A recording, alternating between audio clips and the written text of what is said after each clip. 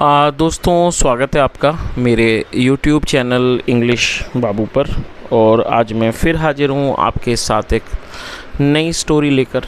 और दोस्तों आज जो स्टोरी मैं आपके लिए लेकर आया हूँ ये एक शॉर्ट मॉरल स्टोरी है। बहुत ही प्यारी मज़ेदार कहानी है। कहानी सुनने में आपको मज़ा आएगा। उसके अलावा दोस्तों आज की इस कहानी में आपको कुछ नए इंग्लिश के वर्ड मीनिंग सीखने को मिलेंगे, उनकी करेक्ट प्रोनाउंसिएशन के बारे में पता चलेगा और हमेशा की तरह जो इसका ग्रामर का पार्ट है उसे बिल्कुल डिटेल में कवर करेंगे, तो एक एक स्ट्रक्चर को आप बड़ी आसानी से सीख पाएंगे।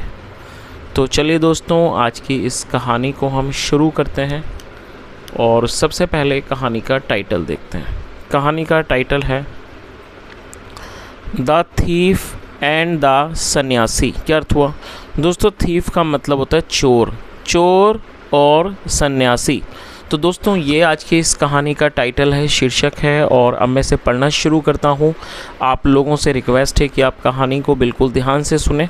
यदि आज की कहानी में आपको कोई नया शब्द या फिर नया स्ट्रक्चर मिले तो आप उसको नोट करें, और यदि कहानी पसंद आए तो लाइक भी ज़रूर करें। तो चलिए इसको शुरू करते हैं। Once upon a time there lived a सन्यासी in a mud। क्या अर्थ हुआ दोस्तों? ये जो वाक्य है ये एक पास्ट इंडेफिनिट का अफर्मेटिव वाक्य है। और जब हम पास्ट इंडेफिनिट में कोई भी अफर्मेटिव का वाक्य बनाते हैं तो वहाँ सेकंड फॉर्म का यूज़ किया जाता है। लिव का मतलब होता है किसी स्थान पर रहना, निवास करना, और सेकंड फॉर्म में लिव्ड। क्या अर्थ हुआ? वंस अपॉन आ टाइम, एक समय की बात है। देयर लिव्ड अ सन्यासी, एक सन्यासी रहता था। इन अ मठ, एक मठ में एक सन्यासी रहता था। हिज नेम वॉज देव शर्मा। दोस्तों ये जो वाक्य है ये एक सिंपल पास्ट का सेंटेंस है। सिंपल पास्ट का मतलब होता है जब हम पास्ट में कोई ऐसा वाक्य बनाएं जहां पर वॉज या वर का यूज़ किया जाता है हेल्पिंग वर्ब के रूप में, साथ में नाउन या एडजेक्टिव को लेकर वाक्य बनाया जाए। हिज नेम सिंगुलर, ये सिंगुलर नाउन है जिसके साथ वॉज का यूज़ यहाँ पर किया गया है। हिज मतलब उसका, उसकी, उसके। His name was Dev Sharma, उसका नाम देव शर्मा था। He was a learned man. दोस्तों ये जो वाक्य है ये भी एक सिंपल पास्ट का वाक्य है जहाँ पर वॉज का यूज़ हेल्पिंग वर्ब के रूप में किया गया है। और दोस्तों ये जो शब्द है LEARNED, लर्नड, ये दोस्तों ये एक एडजेक्टिव है जिसका मतलब है विद्वान। He was a learned man का मतलब हुआ कि वह एक विद्वान आदमी था। Many people used to visit him for his valuable preachings and advices on important matters। दोस्तों इस वाक्य में used to का प्रयोग किया गया है। used to का प्रयोग पास्ट की किसी कंसिस्टेंसी को दर्शाने के लिए किया जाता है। जैसे वह आया करता था, वह दौड़ा करता था, मैं खेला करता था। ऐसा वाक्य जहाँ पे आप दिखाते हैं पास्ट में कोई व्यक्ति किसी काम को बराबर करता था तो ऐसे वाक्यों में यूज टू के साथ वर्ब की फर्स्ट फॉर्म लगाई जाएगी। विजिट का मतलब होता है किसी के पास जाना, किसी से मिलना, किसी का दौरा करना। Many people use to visit him, कई लोग उसके पास आया करते थे। For his valuable preachings, preachings मतलब उपदेश, उसके बहुमूल्य उपदेशों के लिए। एंड एडवाइजेज, और उसकी सलाहों के लिए। ऑन इम्पोर्टेंट मैटर्स, मुख्य मामलों में। तो पूरी लाइन का क्या अर्थ निकला? Many people use to visit him for his valuable preachings and advices on important matters. कई लोग उसके पास आया करते थे उसकी मूल्यवान उपदेशों और इम्पॉर्टेंट मैटर्स पर, मतलब कि मुख्य महत्वपूर्ण मुद्दों पर उसकी सलाह के लिए। They presented valuables and money to Dev Sharma. दोस्तों दे का मतलब होता है वे या वे लोग, और जब सब्जेक्ट में एक से ज़्यादा लोग शामिल होते हैं तो दे का यूज़ किया जाता है। ये एक प्लूरल नाउन है और ये पास्ट इंडेफिनिट का ही वाक्य है। प्रेजेंट का मतलब दोस्तों कई मतलब होते हैं। प्रेजेंट का मतलब वर्तमान भी होता है। प्रेजेंट का मतलब किसी जगह उपस्थित होना भी होता है। उसके अलावा प्रेजेंट का मतलब किसी व्यक्ति को कोई उपहार देना भी होता है। तो यहाँ पर इसका मतलब है उपहार देना। सेकंड फॉर्म है प्रेजेंटेड। तो क्या अर्थ हुआ?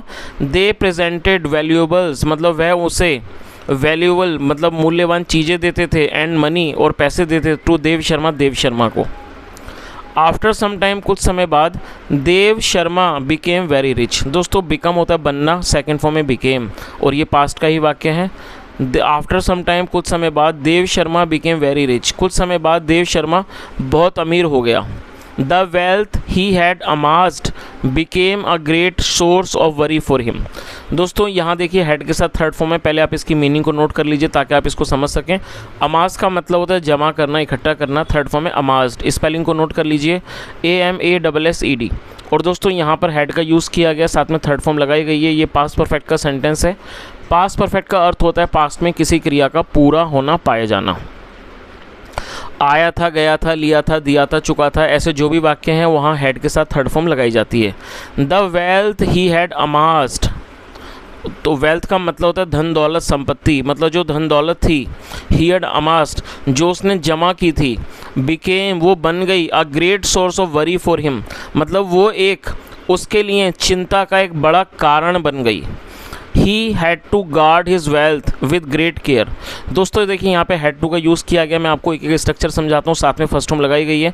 GUARD, गार्ड का मतलब होता है किसी चीज़ की रक्षा करना। ये पास्ट फोर्स्ड एक्शन सेंटेंस है। पास्ट फोर्स्ड एक्शन सेंटेंस का मतलब होता है जब हम पास्ट में कोई ऐसा वाक्य बनाएं जहाँ पर हम ये दिखाते हैं कि पास्ट में किसी व्यक्ति को कोई काम मजबूरी में या किसी भी विवशता के वजह से करना पड़ता था, तो ऐसे वाक्यों में हैड टू के साथ फर्स्ट फॉर्म लगाई जाती है। मैं कुछ एग्जाम्पल से इसको समझाता हूँ। जैसे मुझे खेलना पड़ता था, उसे दौड़ना पड़ता था, मुझे सुबह जल्दी उठना पड़ता था। ऐसा मतलब ऐसा वाक्य जहाँ पर हम ये दिखाते हैं कि पास्ट में व्यक्ति की उस काम को करने की इच्छा नहीं थी लेकिन मजबूरी में उसको करना पड़ता था, तो ऐसे वाक्यों में हैड टू का यूज़ किया जाएगा, साथ में फर्स्ट फॉर्म लगाई जाती है। तो क्या अर्थ हुआ?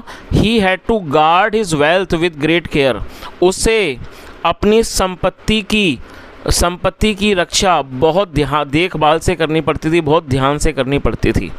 दोस्तों मैंने हैड टू के बारे में आपको बताया। मैं आपको एक वाक्य देना चाहूँगा। यदि हैड टू का यूज़ आप करना सीख चुके हैं तो उस वाक्य को ट्रांसलेट करें, कमेंट में बताएं।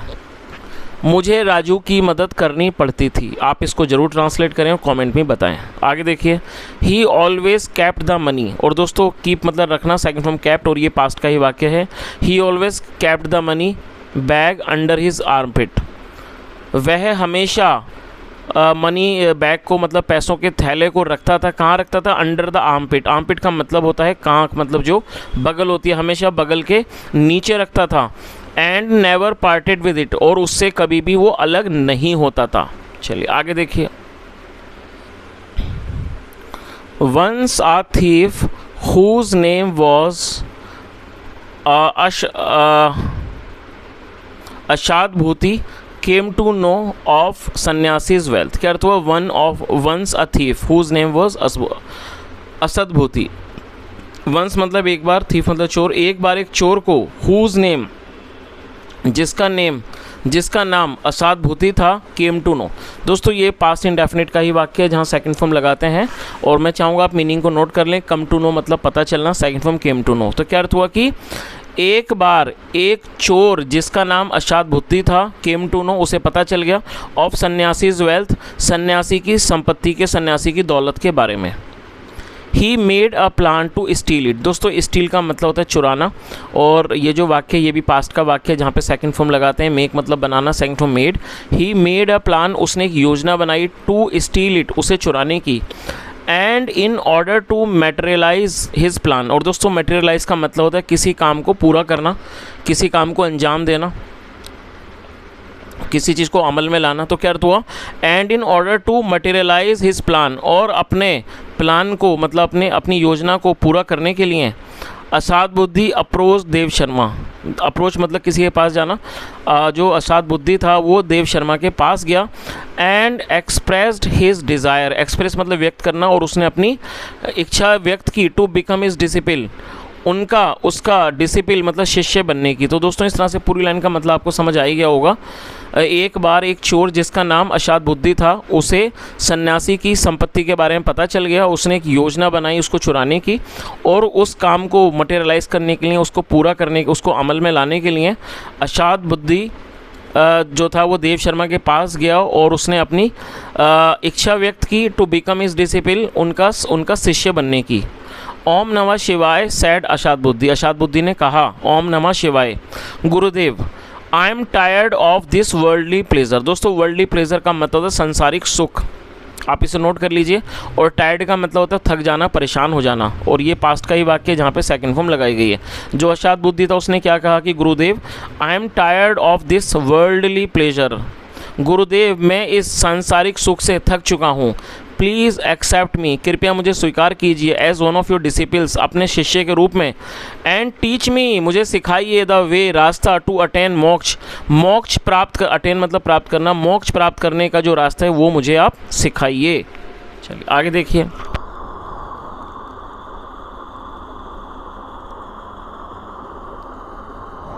माई चाइल्ड, मेरे बच्चे, सेड द सन्यासी, सन्यासी ने कहा, I am placed with your words, मैं आपकी बातों से बहुत खुश हुआ। द सन्यासी देन परफॉर्म्ड सम रिचुअल, रिचुअल का मतलब होता है कुछ रीति रिवाज परफॉर्म करना। फिर सन्यासी ने कुछ रीति रिवाज किए टू मेक अशात बुद्धि हिज डिसिपल, अशात बुद्धि को अपना चेला शिष्य बनाने के लिए उन्होंने कुछ रिचुअल्स किए, कुछ रीति रिवाज किए। Now Ashat Buddhi massaged his guru's hands, massaged his guru's hands and feet, फिर अशात बुद्धि ने अपने जो गुरु के हाथ थे उनको मसाज किया और फीट उनके पैरों को।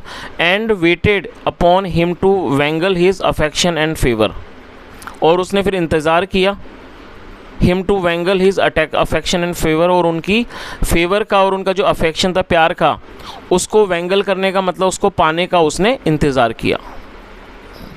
और दोस्तों आप इस वर्ड को जरूर नोट कर लीजिए, वेंगल का मतलब होता है अपने काम को निकालना किसी तरह से, चालाकी से, छल कपट से, उसे वेंगल कहा जाता है।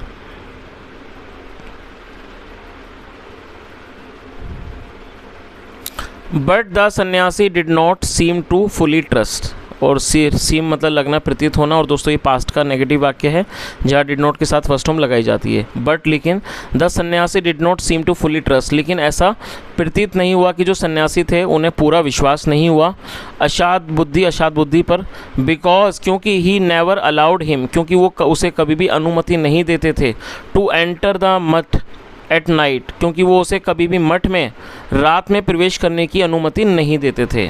ही also never parted with his money's bag, और वह कभी भी अपने पैसों को अपने से अलग नहीं करते थे। दिस वॉज डिसअपॉइंटिंग फॉर अशात बुद्धिज, दोस्तों डिसअपॉइंटिंग मतलब होता है निराशाजनक, और ये जो चीज़ थी वो अशात बुद्धि के लिए निराशाजनक थी। But he did not give up, लेकिन वह हार नहीं माना। और दोस्तों आप गिव अप को नोट कर लीजिए, गिव अप होता है हार मानना, but he did not give up का मतलब हुआ लेकिन वह हार नहीं माना। One day the sannyasi was invited to a nearby village to perform ceremony of sacred thread at one of his disciples house। क्या अर्थ हुआ वन डे, एक दिन, द सन्यासी वॉज इन्वाइटेड। दोस्तों ये जो वाक्य है ये पास्ट इंडेफिनिट का पैसिव वॉइस का वाक्य है जहाँ पर वॉज वर्ग के साथ थर्ड फॉर्म का यूज़ किया जाता है। एक दिन जो तो सन्यासी थे उनको इनवाइट किया गया, मतलब कि निमंत्रित किया गया to a nearby village, एक नज़दीकी गांव में, टू परफॉर्म करने के लिए, सेरेमनी मतलब एक समारोह, सेरेमनी करने के लिए, ऑफ सैक्रेड थ्रेड एक पवित्र धागे की, at one of his disciples house अब उनके एक शिष्य के घर पर। The sannyasi took the thief along with him, और टेक मतलब ले जाना, सेकंड फ्रॉम टुक, तो क्या अर्थ हुआ कि जो सन्यासी थे टुक द थीफ वो चोर को ले गए, अलॉन्ग विद हिम अपने साथ वो चोर को ले गए। ऑन द वे रास्ते पर they came across a river, come across मतलब सामने आना, सेकंड फ्रॉम केम अक्रॉस, रास्ते पर they came across a river वो एक नदी पर आए। देयर सन्यासी फोल्डेड हिज मनी बैग, वहाँ सन्यासी ने अपना जो मनी बैग था, पैसों का थैला था, उसको फोल्ड कर दिया। इन हिज रोब अपने लबादे में, रोब का मतलब होता है चोला, अपने चोले में। एंड सैडोर कहा टू हिज डिसिपल, अपने शिष्य से कहा अशात बुद्धि, look after this bag very carefully, look after मतलब देखभाल करना कि अशात बुद्धि, लुक आफ्टर दिस बैग इस बैग की, थैले की देखभाल करना, वेरी केयरफुली बहुत ध्यान से, वाइल जिस दौरान, I take my bath in the river जिस दौरान मैं नदी में अपना स्नान करूं। चलिए आगे देखिए। आफ्टर सम टाइम, कुछ समय बाद, द सन्यासी return having finished his Holi bath, उसके बाद जो सन्यासी थे रिटर्न वापस लौट आए, having finish his Holi bath मतलब अपने पवित्र जो उनका स्नान था उसको पूरा फिनिश करने के बाद, पूरा करने के बाद वो वापस लौट आए। But Ashat Buddhi was not to be found there, लेकिन जो अशात बुद्धि था वो वहाँ नहीं पाया गया। ओनली हिज रोब was lying on the ground, सिर्फ उसका जो रोब था मतलब जो उसका जो वेशभूषा थे, कपड़े थे, जो उसका चोला था, was lying on the ground, वो ज़मीन पर पड़ा हुआ था। He quickly checked for the money bag, और उसने जल्दी से जो मनी बैग था, पैसों का थैला था, उसको उसने चेक किया। But there was no money bag in the robe, लेकिन लेकिन उस रोब में मतलब उसके लबादे में कोई भी पैसों का थैला नहीं था। ही बिगेन टू क्राई, वह रोने लगे। I have been robbed. और दोस्तों ये जो वाक्य है ये प्रेजेंट परफेक्ट का पैसिव वॉइस का वाक्य है। प्रेजेंट परफेक्ट में हैज़ बीन या हैव बीन के साथ थर्ड फॉर्म का यूज़ किया जाता है। ही बिगेन टू क्राई, वह रोने लगे। आई हैव बीन रॉब्ड, मुझे लूटा गया है। He swooned and fell on the ground, वह मूर्छित होकर ज़मीन पर गिर गए। When he regained his consciousness, regain मतलब दोबारा हासिल करना, जब उन्हें होश आया, he became very sad, वह बहुत उदास हो गए। And returned to his मठ, और अपने मठ में लौट गए। An unhappy and dejected man, एक उदास और खिन्न आदमी के रूप में। चलिए दोस्तों कहानी का जो मोरल है वो भी देख लीजिए। Wealth में sometime prove a source of all troubles, कई बार, sometime मतलब कई बार जो वेल्थ होती है, संपत्ति होती है, में prove a source of all trouble, वो सारे संकटों का स्रोत प्रतीत साबित होती है। तो दोस्तों इस तरह से छोटी सी कहानी एक ख़त्म होती है। यदि आपको कहानी अच्छी लगी हो, मेरा पढ़ाने का प्रयास भी अच्छा लगा हो, तो आपसे रिक्वेस्ट है आप वीडियो को लाइक करें, शेयर करें, चैनल को ज़रूर सब्सक्राइब करें। कोई भी सुझाव हो तो कमेंट में ज़रूर बताएं। यहाँ तक सुनने के लिए thank you so much. Have a nice day and bye.